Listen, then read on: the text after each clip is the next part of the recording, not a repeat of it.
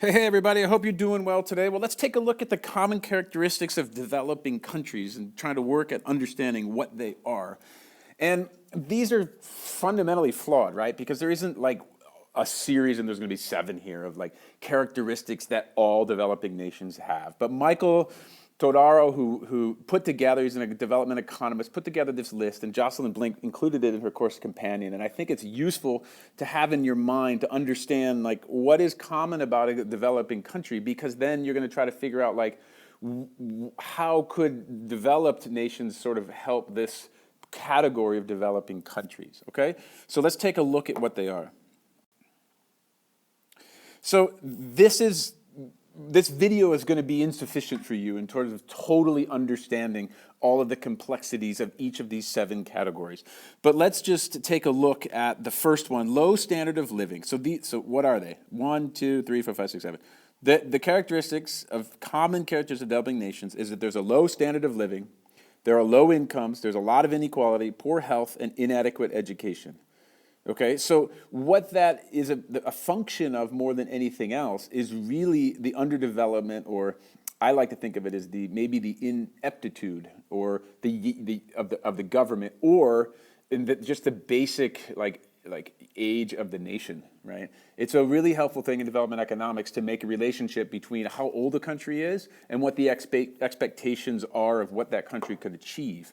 Just like a child, like if you have a first grader, what you expect that child to achieve is much less than a 40-year-old adult.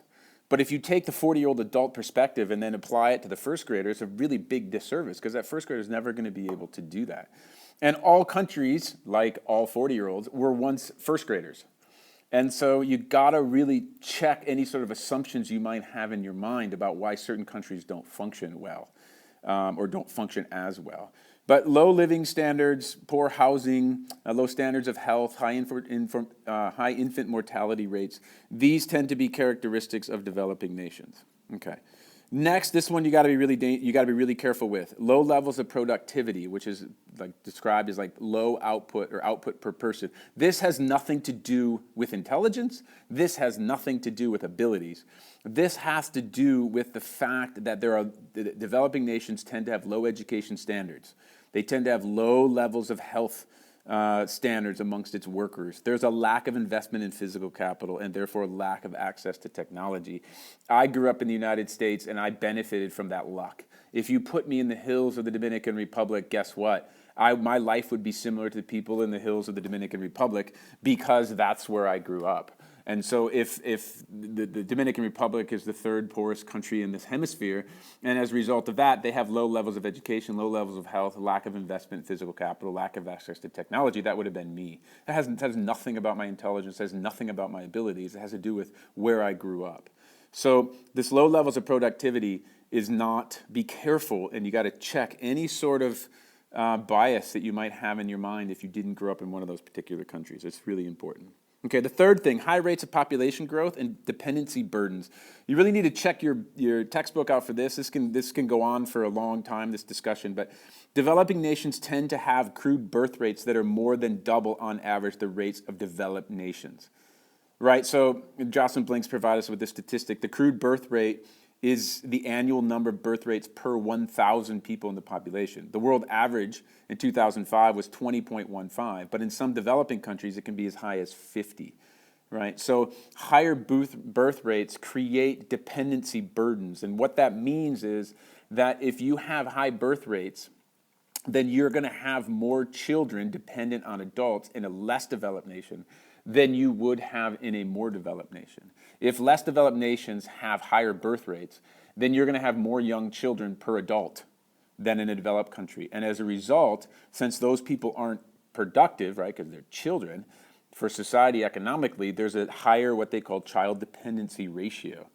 The other dependency ratio is actually for older people, which is the percentage of those non-productive or retired people over the age of 65 as expressed as a percentage of the working age.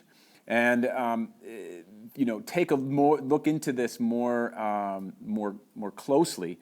But the differences between these two things tends to create or the higher the ratio of either the child dependency ratio or the old age dependency ratio, obviously what you have is you have more people who are non-productive parts of society who are depending on those who are working. Okay. The other thing, common characteristic of developing nations is high and rising levels of unemployment and underemployment. And this is really important to try to get your mind around. Developing countries tend to have relatively high rates of unemployment, and it's listed at between 10 and 20%. But really, if you were to have the luxury of being able to travel to some more less developed nations, you would realize that there are a lot of people who wouldn't be calculated into that unemployment rate, right? First of all, those who have been unemployed for a long period of time may not be searching for a job, so they're not considered to be part of the unemployment rate. Secondly, there's hidden unemployment, right? Those who work a few hours in the day on a family farm or in a family business or in a trade of some sort they don't show up in the unemployment rate or as unemployed. And the other thing is people who are underemployed, right? The third thing is those underemployed, which would be those who would like full-time work, but they only get part-time work, right? And it's said that in some developing nations, actual employment rates might be around 50%. Okay, so the other thing is in agrarian society, you don't go get a job, right? If you're primarily an agrarian society, people are working on their own farms, growing their own food to survive. Are they unemployed? Well, no, because there's no job that they're trying to get, yet because they're working for themselves. Okay. The fifth thing is substantial dependence on agricultural production and the primary market exports. Developing nations tend to function in this like primary market, which has to do with agricultural or the extraction of raw materials from their countryside, right? And what that means is they're not producing their own things, right? They're not manufacturing, which is a secondary level of economic development. A tertiary is when you get into, of course, like consulting or something where you're giving expertise.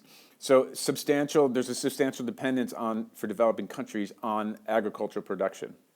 The sixth thing is this prevalence of imperfect markets and limited information. This is kind of a more sophisticated development or economic idea. But the idea here is that developing countries may lack the necessary factors that enable markets to work efficiently. This could be a developed legal system. This could be a lack of infrastructure, right? This could be lack of accurate information. I know from my years as a Peace Corps volunteer in the Dominican Republic, there are 3 seasons of beans. You can grow beans 3 times a year, and all of the men in my little community of 30 homes where I lived would all of a sudden get really excited because they're going to plant their beans because the price of beans right before the bean season was really high, and therefore they anticipated that when they had the harvest in 45 days of beans, that they would get a really high price. Except what the lack of information they had due to education and just lack of information in general is that beyond their scope of like 30 men who are growing beans, there's thousands other campesinos, country folk growing beans as well. So by the time they all got their harvest, well, what happened to the price of beans? Of course, it collapsed. Okay, so lack of that kind of information or lack of a developed legal system where the contracts don't matter is a common development. A common characteristic of developing nations. And then the last one is dominance, dependence, and vulnerability in international relations. And in almost all cases, developing countries are dominated by developed countries because of the economic and political power of the developed countries.